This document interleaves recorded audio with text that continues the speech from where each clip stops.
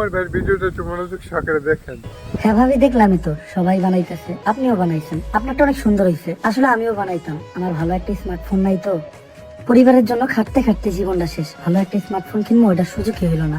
আসলেই তো আম্মা তো আমার সব কিছুই দিছে, আর আজকে একটা সামান্য স্মার্টফোনের লেগে আম্মা কষ্ট পাইতেছে। অল্প অল্প করে টাকা জমাইতেছে একটা ভালো ট্যুরের জন্য।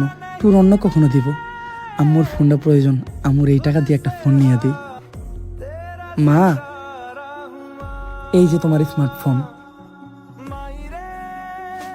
বাইচা থাক বাবা। কিন্তু আম্মা মোবাইলটা দিয়ে করবোটা কি?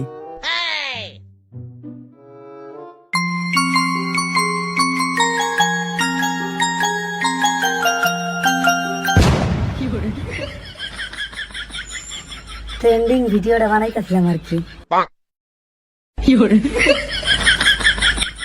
আমার সাদামণি একটি সহজ প্রশ্ন, মার কাছে যখন স্মার্টফোনই নেই, মা ট্রেন্ডিং ভিডিও সম্পর্কে জানলো কেমনে?